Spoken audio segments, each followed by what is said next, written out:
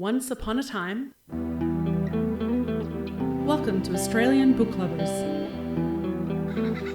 your destination for imagination.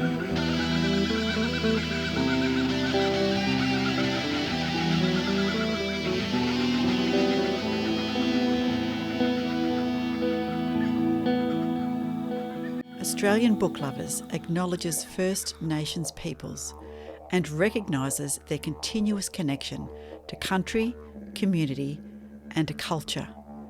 We pay our respects to elders past, present and emerging, and honour the sharing of traditional stories passed down through generations.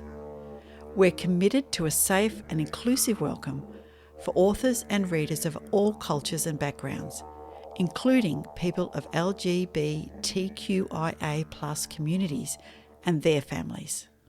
At ABL, our mission is not only about celebrating and sharing fabulous Australian and Indigenous authored books of all genres with readers around the globe, it's about finding fantastic resources and information for authors looking to write their own book, or two or three. And what better resource than getting into the writer's room with some of those authors and asking them to share their experience. I'm Monica Raszewski, science fiction, fantasy, memoir, picture book, and self-development book author. I always forget to put that one in. And I am your co-founder and co-presenter, coming to you today from Wurundjeri Woiwurrung country. And I'm Laurie Bell, science fiction and fantasy author, flash fiction writer, short story writer, reviewer, and anything to do with books, really. I just love talking about books. Yeah. And I'm also coming to you from Wurundjeri Woiwurrung country. Fantastic. All right, Laurie, our listeners tell us they love to hear what inspires the story in our writers. How does it make it onto the page and what happens next? So in episode 167, can you believe we're up to that? We're diving into contemporary storytelling with Alejandra Martinez, Monica Raszewski and Paula McLean. I'm hoping that our preparation means that I've pronounced everybody's names correctly. So welcome. Yes. Thank you. Thanks for joining us on the podcast today, everyone. All right. To let our listeners know where everybody is at and what book in particular we're talking about, we're just going to give you a quick little bio of everybody before we leap into the questions. Now, Alejandra is given us permission to call her Ali, so we're going to go Ali Martinez is an Australian Uruguayan writer based in the Blue Mountains of New South Wales, and she migrated to Australia at the age of 7 with her family as a military dictatorship was about to take over the country. Her stories have been published in a range of anthologies and magazines, including Best Australian Stories by Black Ink, Girls Talk and Puente's Review. She's also written short plays, one of which was performed at the Riverside Theatre in Parramatta. An extract from Salsa in the Suburbs was the winner of the 2022 Newcastle Writers' Festival Fresh Ink Emerging Writer Prize. So hello, Ali. Hello, and nice to be here. Fantastic. And whose country are you on this morning, Ali? I'm in the beautiful Blue Mountains, which is the Darug and Gundungara people. It is absolutely gorgeous up there. I did a fantastic walk with a Darug elder and through the bush and just a connection to country. And it is such a beautiful part of the world. Yeah, very lovely. All right. Yes. Yes. Now, Ali, I'm going to read the blurb for Salsa in the Suburbs, which is an interesting title, but you wouldn't know when you read the blurb, you go, oh, okay. So Salsa in the Suburbs is a story about a Latin American family in Australia. The families migrated to Western Sydney from Uruguay in the 1970s to escape a repressive military dictatorship. Decades later, Juan is in his early 70s and a widower.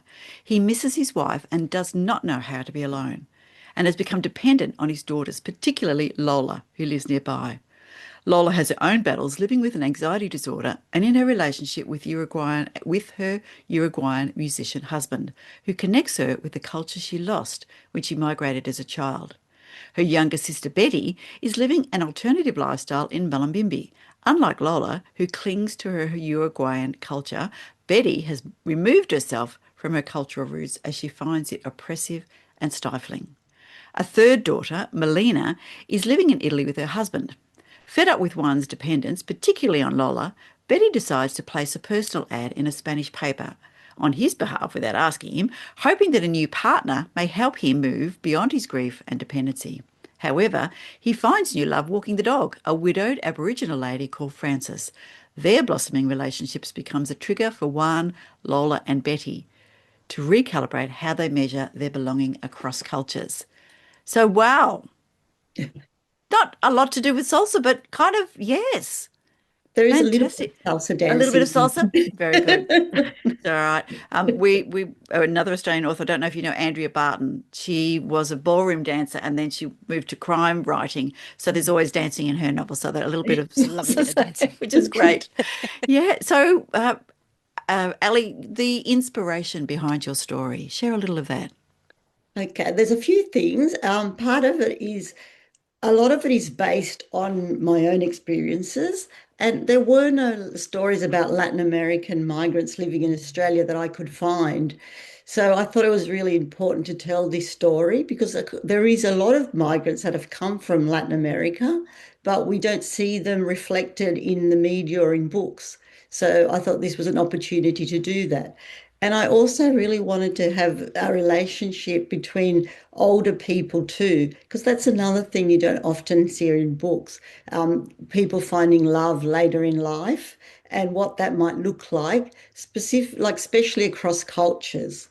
Mm. And I thought that was a really something different and important to get across. Yeah, fantastic. And sharing your unique heritage. So I will say that I work in health and the 5 sites, one of them, one of our aged care sites, we had a wedding last year, which was Oh, absolutely brilliant. So 2 residents had found love and they were, Oh, one was in their 90s and one was in their 80s. And it was just fantastic. And it was just a beautiful celebration and everybody got involved. And yeah, they've been enjoying a late in life oh. relationship. So yeah, good on you. Let me tell you about our second guest, Monica Raszewski, who is a Melbourne-based novelist, a playwright, and her first novel, The Archaeology of a Dream City, was published in 2021 by Ballister Press in the UK and was shortlisted in the New South Wales Premier's Literary Awards, New Writing in 2022.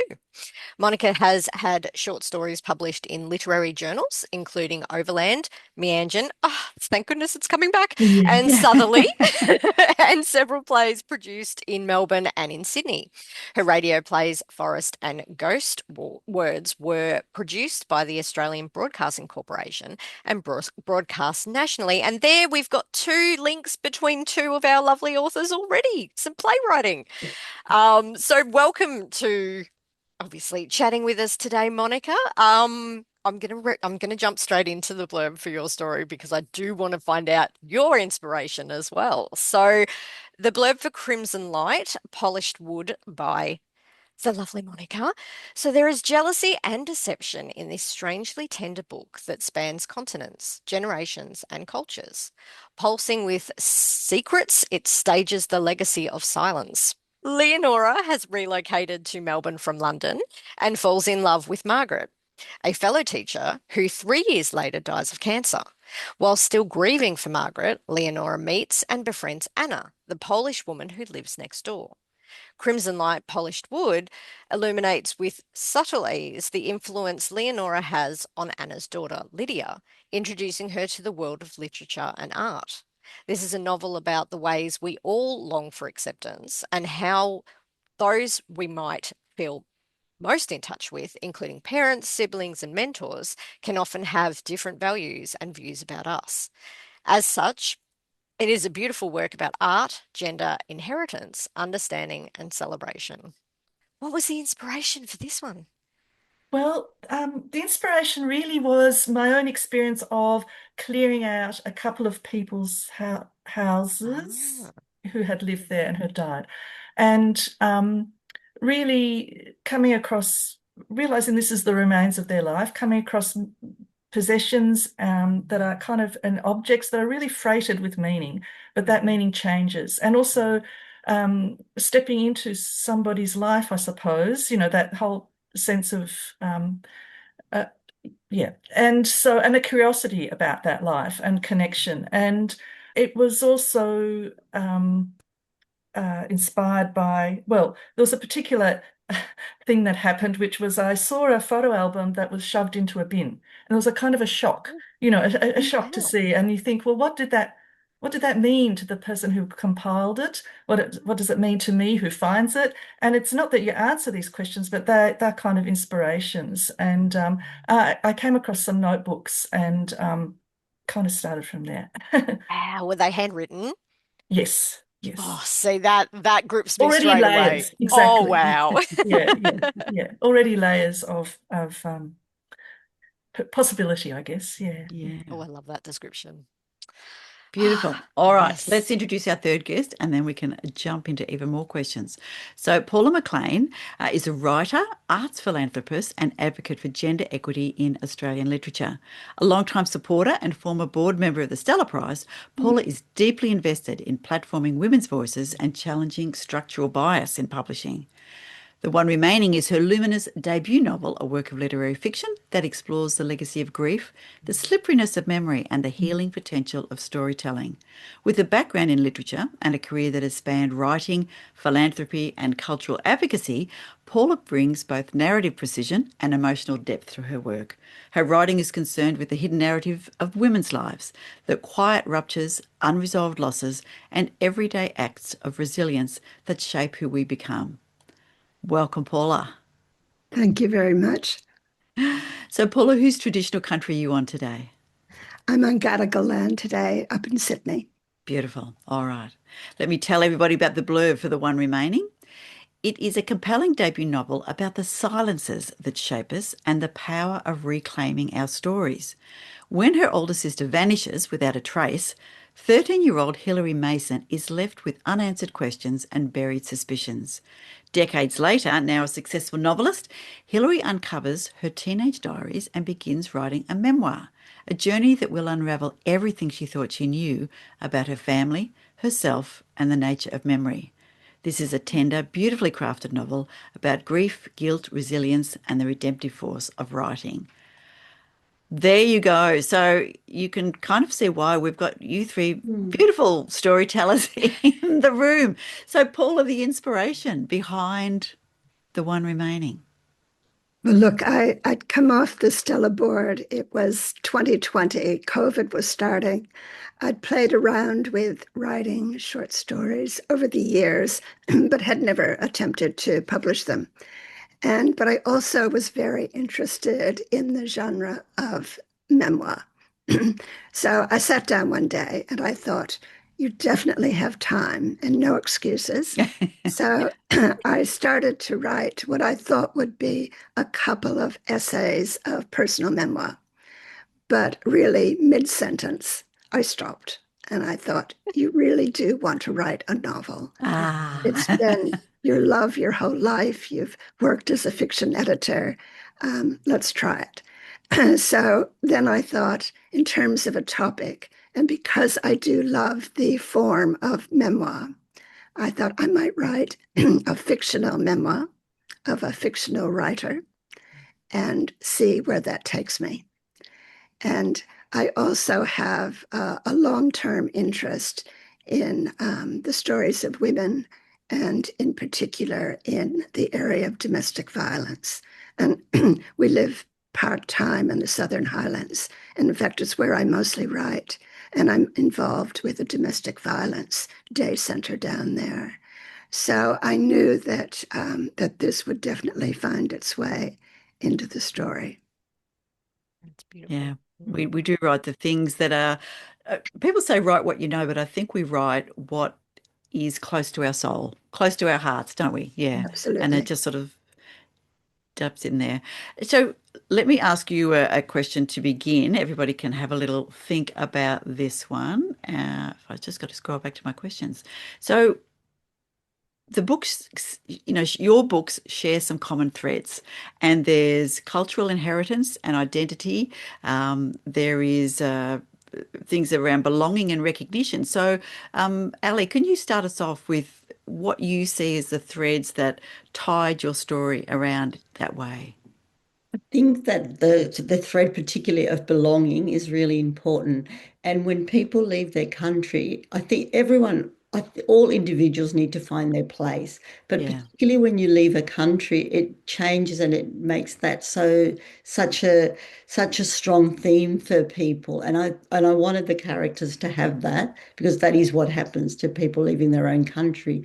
So it's just where do you find your place and how do you find yourself within that place? And I think in my book, and it looks at different generations as well. Like like someone that's older, that's always lived, and this is very common for a lot of different communities. They live within their own community. They don't necessarily mix a lot with the Australian community, except for going to work. So what happens when you walk outside of that community, which is what Juan has done in this story with the help of Francis, and I think that's opened up his world, and he's been able to see that he can belong in a bigger world than what he originally thought. Fantastic. Yeah. Monica, Yes. Yes. dive into, yeah, tell us about belonging and inheritance and culture and family and the threads that are there. Okay. Because of my background, I'm always interested in that kind of translation between, I guess, following on from what Alejandra is saying, translation between one culture and the other. And I guess from my own personal experience, which I think feeds into my writing, there is always a sense of another world behind the one I'm in. That's actually, I think, is an important part of why I write. So that Yeah. I always see layers in things, and I'm drawn very much to the sound of different languages, even if I don't quite understand. There's the sort of, again, there's emotion or feeling that I find inspiring. So within this novel, it is the Lydia, the younger character, who tries to make sense of Leonora, has been given access to her books. So there's this whole imaginary world, and how you make it your own in a way, or find yourself within that. There's also the sense of not being seen as well. Anyway, I think I'll stop there. Okay. And not being seen is something that women seem to often feel. Paula, where Yes. is the women's stories there? Yeah, well, for me, the threads of family and belonging permeate the entire book. In particular, because Hilary, as a 13-year-old, loses her sister, and it's a violent act that's involved in this, and the family fractures. And it fractures to such a point that young Hilary, as a 13-year-old about to turn 14, really loses any sense of family. And she carries this burden with her well into adulthood. So I think that whole sense of belonging, when it disappears as a child, when you feel lost, when you feel misunderstood, when you feel no one is going to believe you, you often choose silence. And I think Hilary chose silence, and then really tried to keep um, any stories about her childhood growing up in a small country town. She kept that from everyone, and even with those closest to her. But it was the act of deciding to write her memoir, finding some diaries, revisiting them, and deciding it's time to face this story and to share it with others. Yeah, it is absolutely amazing. I will admit that I wrote my memoir based on journals that I wrote to my daughter who passed away just before she was 5. And revisiting those 20 years later, looking at the young woman and what she lived through and thinking, wow, no wonder all of these things happen. So I think that discovery and that belonging, finding out about yourself, Paula, incredibly powerful. And I love Fantastic. the fact that we've got all of you wonderful women writers on in March. It was International Women's Day only a couple of weeks ago. And it is all about voice, and hidden lost voices or voices that we don't feel strong enough to promote and push forward. When did each of you really admit to yourselves that you were a writer and you wanted to write this story? So, Paula, do you want to start off? Yes, well, it was definitely COVID. Mhm. And that's when I sat down to write. And honestly, it was probably only a chapter or two into it that I thought, you can do this. And I never stopped believing that. Oh. So yeah, it was a really interesting point in time to sit down and start writing. And of course, we all had weeks and weeks and weeks, and as it turned out, months and months ahead of us, um, where we weren't going to be able to work, where life was going to be Zoom calls, and so plenty of time. And that's when I thought, yes, not only will I do it, but I can do it. Love Fantastic. that. Yes, Yeah. Ali. Um, I guess I've always been like a writer, but for myself only as a way of interpreting the world and understanding the world. And ever since I was a teenager, like I won a writing competition, I think when I was 15, about living between two cultures. Oh, And in the end, I think SBS made a documentary about our family. But wow. yeah, that was so I always wrote, but I never really saw myself as a writer until Salsa in the Suburbs was published. So I always dabbled in short stories and did got little stories published here and there, but as a serious writer, not till a novel was published, because that is a whole different process of spending so much time and energy into getting that that piece of work done. Mhm. Yeah. Monica? I'm similar too in that I always wrote from a teenagerhood, and again to understand the world, to make sense of it. But I always wanted to be a writer. I knew that's what I was sort of compelled to do it. So I so I just wrote in the cracks of time that I had, between day job, between having a child, family, and published stories, and I kind of fell into writing plays. And that was a wonderful thing, actually, because well, at uni, I was involved with a feminist poetry group, and we got together, four of us, and put together a play at La Mama, and that was based on poems. And it was pretty weird and out there, but I loved forever grateful for that opportunity for things like La Mama, Mm. places like La Mama. And then later on, I wrote another play, and there was a group in Sydney called Playworks. They no longer exist, but they helped women writers develop their work. I mean, it's unheard of now. I had a week workshop. I went up there, I worked. It was just amazing. It was mind-blowing. And I do wish those times would return in a way where we really um, give our writers space to experiment and explore and develop voices. Yeah.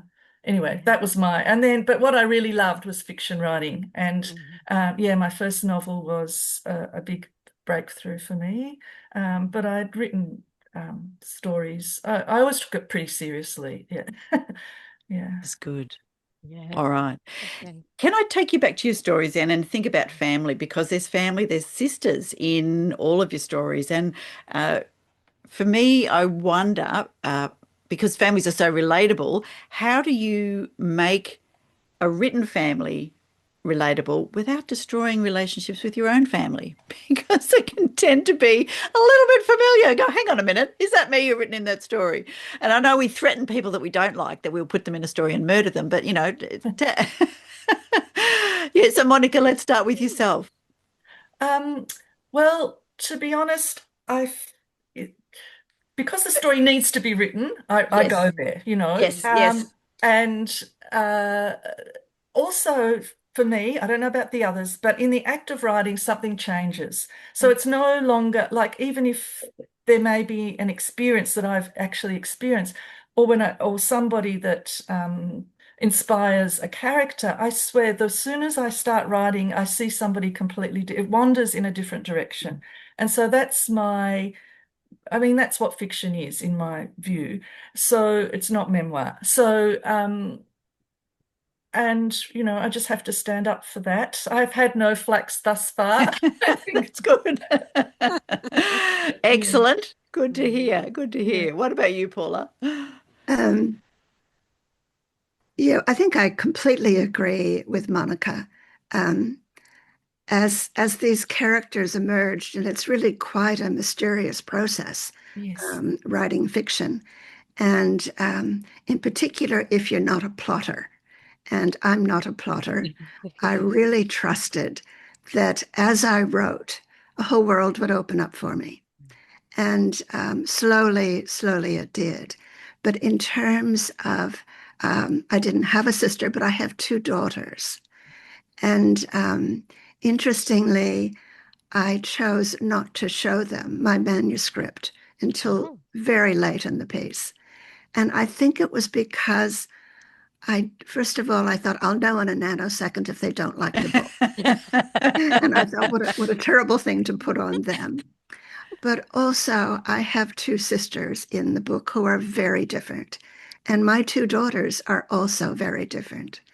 And I think there was that slight fear, would they see themselves in these characters? I don't think either of them do. But although this, of course, is not my own memoir, it's an entirely fictitious work.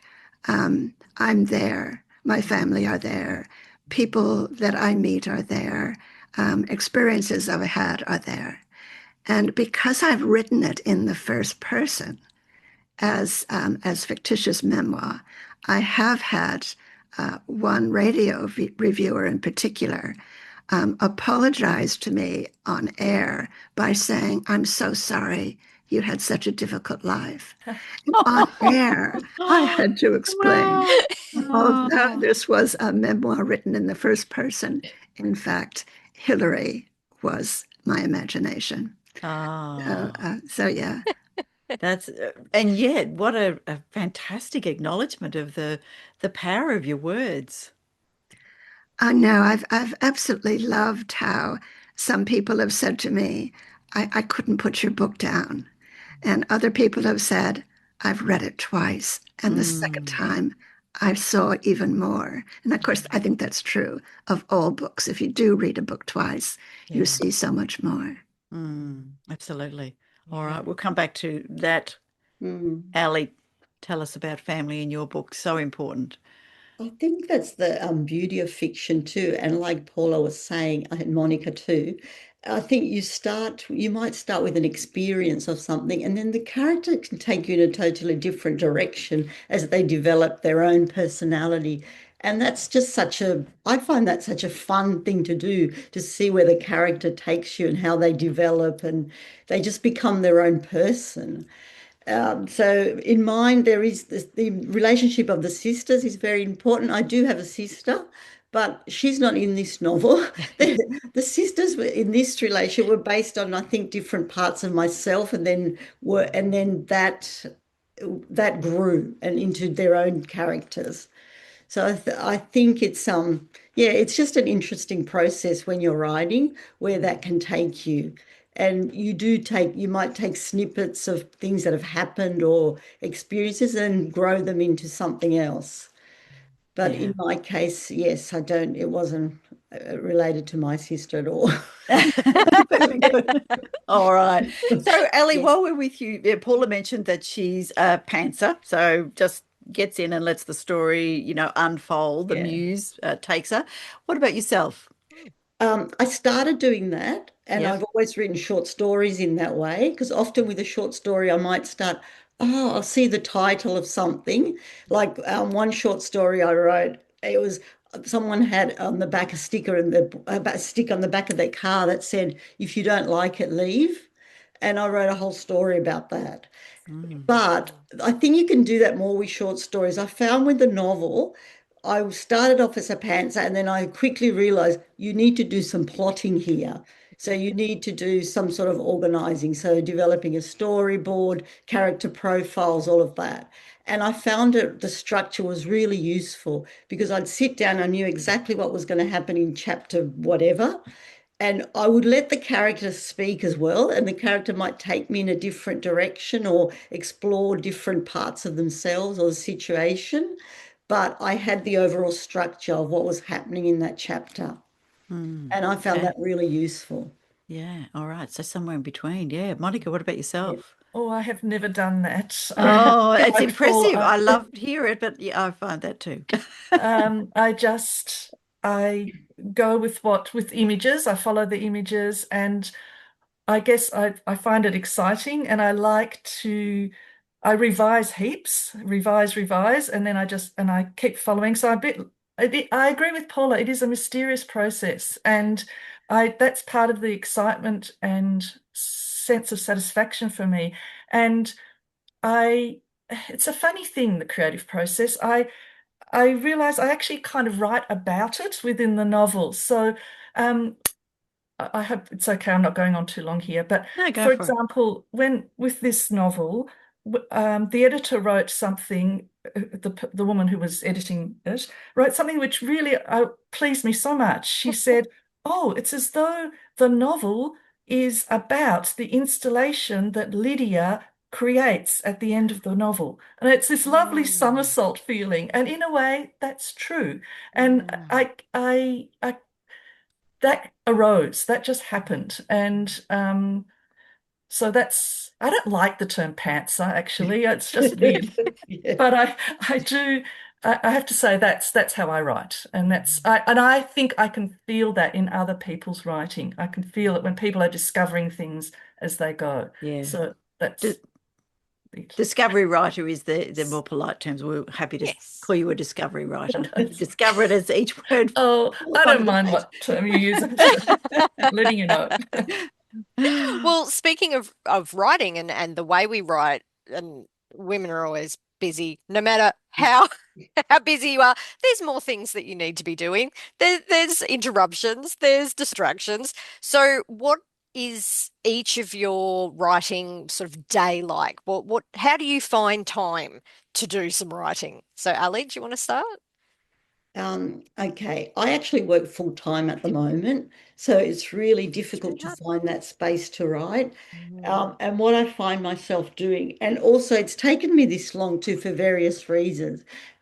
Partly there was a lot of disappointment when I was younger because there wasn't the space for diverse stories. I think only now there's more opportunity for diverse stories to be told.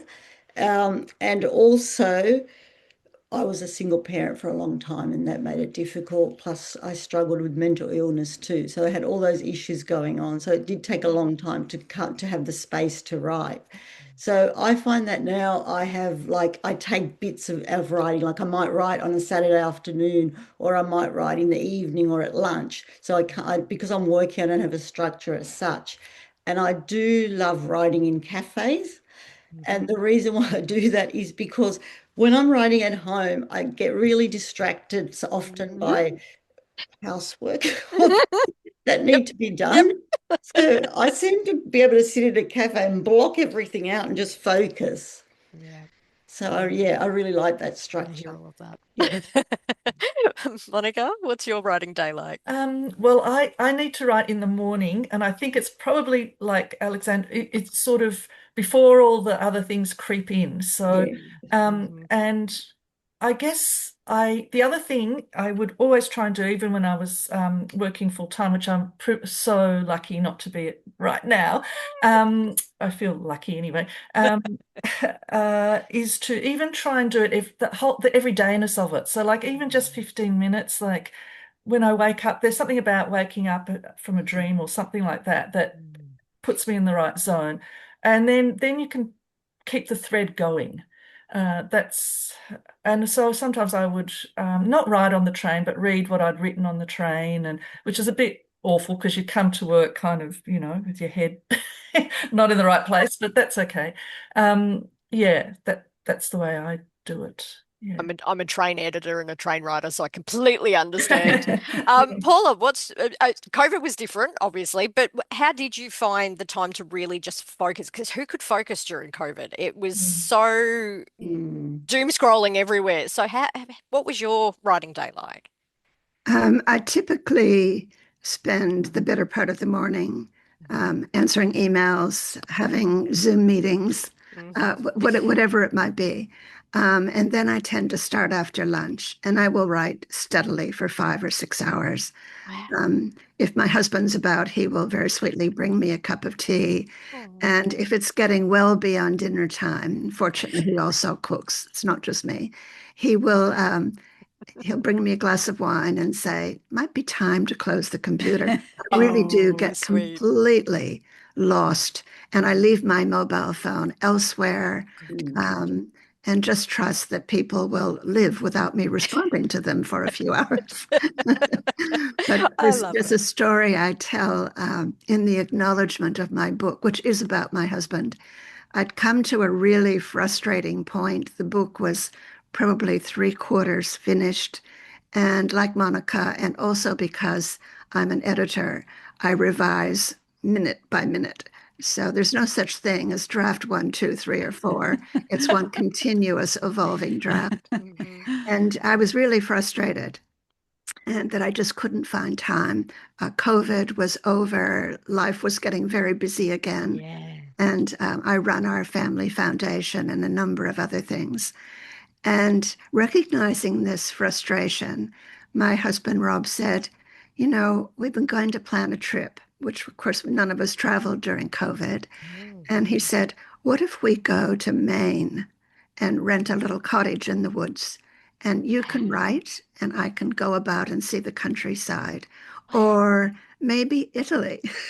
Wow. And I looked at him and I said, why would I do that? Why would I go to some wonderful place and sit in a room and write? And so we decided to move down to we have a property on the Wingecarribee River in the Southern Highlands. And we moved down there. And for quite a long period of time, Rob did all the shopping, the cooking, the organizing of our life. And I wrote from 9 until 6 for several weeks. And that really, really allowed me to complete the book.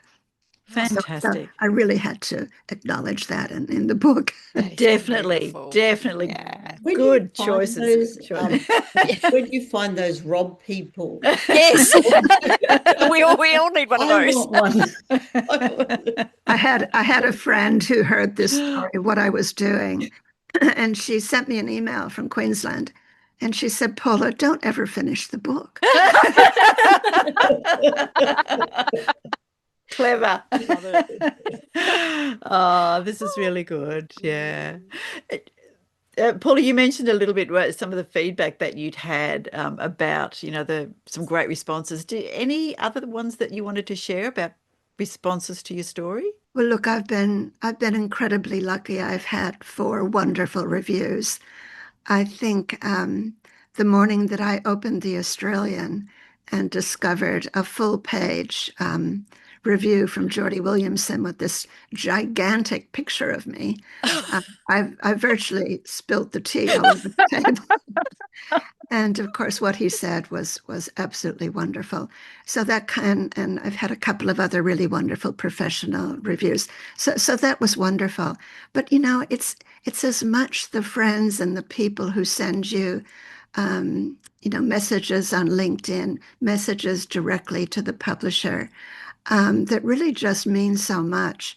And one in particular was we'd had some renovations done to our apartment in Sydney 2 years ago. And of course, you get to know the builder very well. And he used to often mention books in my bookshelf that he'd also read. Oh, And so we would talk about those books. And then when I, of course, lost touch with him, he finished the work. And when my book came out, he arrived with 6 copies and said, could you write your name in each of these oh, books for my book club members. Ah, And he was a builder, and his book club members were all builders. Oh, that's And fantastic. these 6 men would get together once every month or two, and they read novels. Oh, that's And marvelous. I think that, and then they sent me a photograph of them sitting in their courtyard where they were meeting, each holding a copy of my book. Wow. 6 beautiful men Oh, reading that's novels. amazing. And of course, we don't expect that of builders, do we? No, that's a beautiful story. That is lovely. Oh. Yeah. Oh, it makes you feel all gooey. Yeah. Yeah. Monica, best feedback you've had, or what the one that touched you the most? Well, actually, just recently, the other day, I had lunch with 2 friends, and one of them said, "Oh, I'm just so into your novel." It was really, and she talked about one of the characters in a way that nobody else had ever talked about them, and that was just so delightful, because I guess that thing that people can make different meanings is exhilarating, something that you might not even have thought yourself. I was also lucky to have a couple of good reviews, a really lovely one from in the Saturday paper, and that was that's wonderful to to read that. Amazing. Yeah, I guess that's really those sorts of responses from people that you actually get to hear is pretty special, I think. Yeah, it is. And when they take on your creation and it's become a whole world for them, you're right. That's the Yeah, other half of writing, isn't it? What yeah, the reader it gets from the is. Yeah. story. And you can't ever foresee it, and you don't want to foresee it. It's No. just, it's wonderful. Yeah. Beautiful. Ali, what about yourself? Yeah, like Monica, I've had like as well friends say, "Oh, I've really loved your book," and that was really nice. But for me, one of the things that struck me the most was I did a reading at the Blue Mountains Writers Festival, and after the reading, this young woman came up to me. She's a Latin American woman. I think she was Colombian.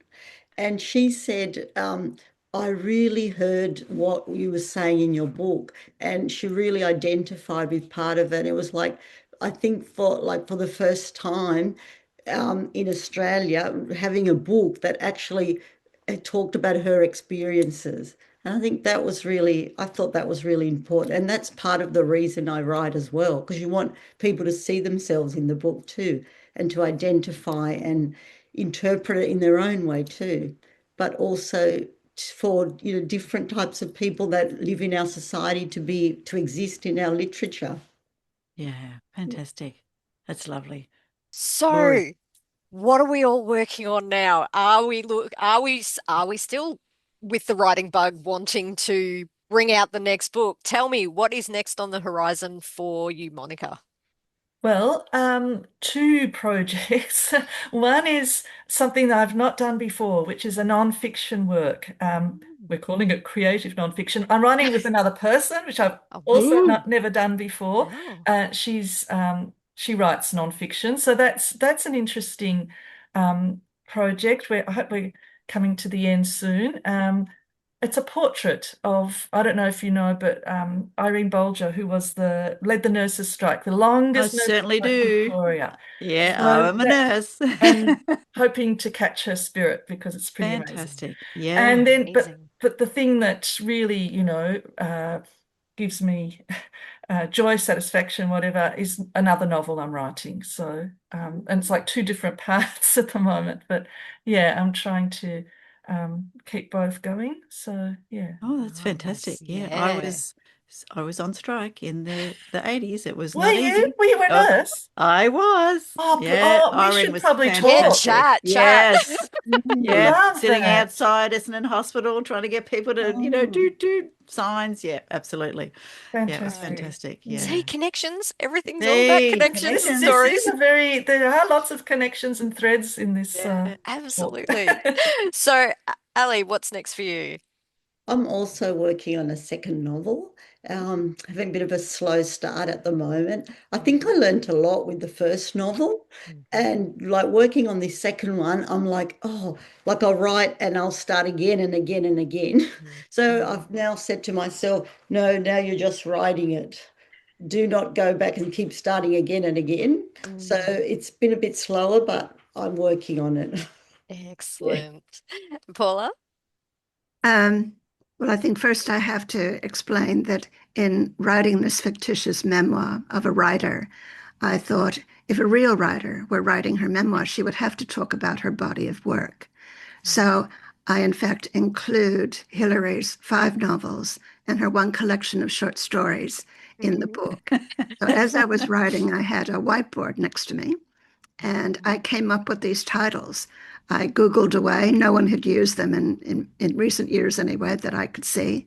And for a long time, they were just titles on a whiteboard.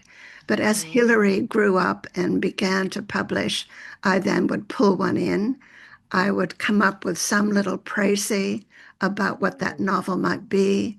But most importantly, I was trying to find links to her own life. And so I would have something in that novel that related to Hilary's life that Hilary then discovered. So the very last novel that Hilary writes, and in fact wins a prize for, is called Janet's Story. And Janet is a sculptor who returns to sculpting after many years. I'm writing Janet's story now. Oh, wonderful. Fantastic. Yes. So you're giving yourself this fictitious body of work and now you're making it real. I love worlds within Oh. worlds. This is brilliant. Very good. So let's go with some advice for new writers. You are all successfully published authors. What is your advice for somebody who is thinking of writing or who has a partial manuscript? What would you suggest that they do? Or what was the best advice you got? Let's try Ellie. Start with you. For me, I think one of the best things is just to do lots of writing workshops and get involved with writing organisations. Like I always say, Writing New South Wales, because that's the one I'm a member of and done quite a lot of their workshops. But I think it's really important just to keep writing and also write because you love it, not just because you want to be published too.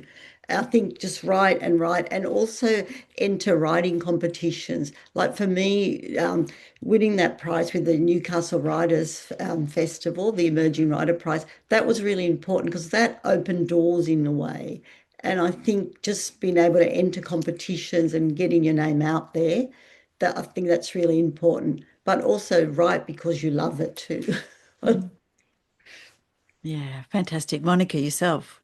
Best advice. Yes, I agree with Alessandra, and I think to write because you kind of need to, because you really something is compelling you. And also what I said before, that kind of keep doing it a little bit all the time, so you're in it and the thread is alive. So even if it is only 15 minutes or whatever, but just to keep doing it, and try to get short stories published or whatever. It is very hard, and not to be dejected by rejection, because really it is. I remember I was very privileged to do in the 90s some classes with Gerald Murnane when he was teaching at Victoria College. I just did the subjects that he did. And I remember he once saying that it was a bit like sending a story is a bit like going to the lottery. And that's kind of a bit how you have to think about it, because not to get too devastated, because there will be many rejection. And when finally it comes through, then it's a really beautiful feeling. But it's the work itself is what needs to sustain you, is what I'm trying to say. Yes, I yeah. like that. Yeah, lovely. That's good. Paula. Oh, well, I agree with everything that Ali and Monica have said. I think I would add, find opportunities to show your draft manuscript, even if it's only half a manuscript, but to show it to some professional readers, because they really can give you some very, very important advice and important things to take on that help you keep going. I would say put your phones away and clear the decks for the whole afternoon if you are able to, or on the weekend if you're able to. I just found that family and friends can actually live without you for a while. And And I would say really give yourself that consistent time to to write. Definitely good advice. Yeah. All right. Where can people find you online? Let's go around the traps again. So, Paula, where can people find you online when they're looking for more about you? Well, I think my publisher is Baker's Lane Books, so bakerslane.com.au. I should probably tell you if you don't realize, but my publisher is my daughter. We do. We've spoken to her. She's lovely. And Ginny was at a point where she wanted to start her own little publishing house. Yep. And of course, she knew I was working on this manuscript, and one day said to me, Mummy, you've never shown me your manuscript. I know. Would you please do it? Yeah. And I did.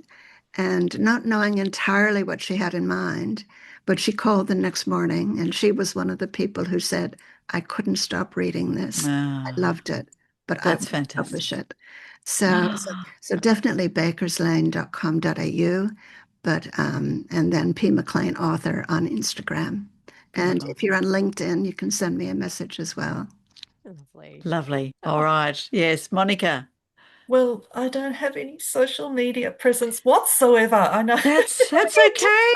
That's wonderful. Well, I just wouldn't have the time to do my writing, I don't think. Great way to Anyhow, avoid distractions. my Transit Lounge is my publisher, and Barry Scott is wonderful there. And Yes. so I guess people could there, or I'm happy to give my email at the end of this or whatever, should they be interested. No worries. Or we can That's we can be marvellous. the conduit if you like. If Yeah, people I are would love interested to chat that. with Monica, Yes. particularly if out. there's any old nurses out there, did you want to? Yeah. Oh, you've probably got enough research. Oh my God, that might open the floodgates. Yes, let's not, because I know a lot of old nurses. So let me just leave that one. Say no. Just read Monica's book about Irene when it comes out. Yes. Lovely. Okay. All right, Alejandra, what about yourself? I have a website, alejandramartinezauthor.com. Alejandra Martinez is a very common name in Spanish. Yes. So yes, I have a website, and my publisher is Puncher and Watman. Final Goodness. words. Yes. Why should people read your book? Just let me leave you with a really easy one. How about that? Why should people read your book? Ali, let's go with you. I think for my book, it might give you a little insight into a world you might not be familiar with the world of like Latin American migrants in Australia. There's the world, it's a working class story, and there's also the mental illness involved in the story too. So there's lots of themes that people may know about or may not know about, and I think it's probably a little bit different to what's around. Fantastic. Lovely. Thank you. Monica. I guess I too think that it's what I've written is different to what is around at the moment. So it would be an experience that I hope somebody finds some meaning from. So I think jump in and see what you make of it. Yeah, that. fantastic. Yeah. Beautiful. And Paula.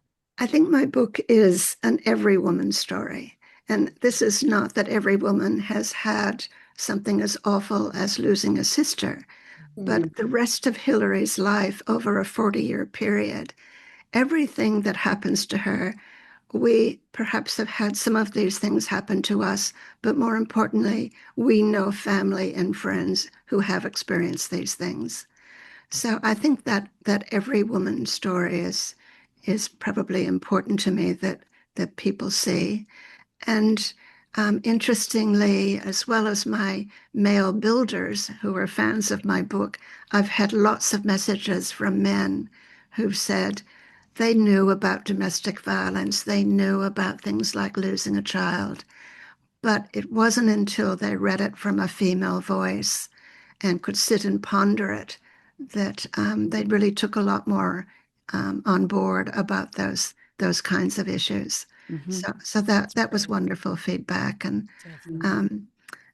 also I just want to put a big plug in for literary fiction, because it is a difficult genre to sell, and try it. I love that. Yes, this is very good. All right.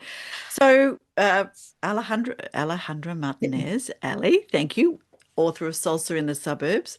Monica Raszewski. Raszewski, Damn it. I knew I No, would forget. really? Okay, so close. Monica Raszewski, author of Crimson Light Polished Wood. Beautiful cover and love that story, by the way. And Paula McLean, author of The One Remaining. Thank you so much for your time on this lovely Saturday morning in Australia, talking about your beautiful stories. And good luck. We recommend that everybody read them. You'll find these stories on the contemporary page on AustralianBookLovers.com. And could we ask you to help us remind people to read more Aussie books? If we say that together, we're going to have to say 1, 2, 3. So 1, 2, 3. Remember to read more Aussie books. Lovely. All Bye right. for Thanks, now. everyone. Bye for It's now. all- Thank you, everyone. Let's meet again when magic happens.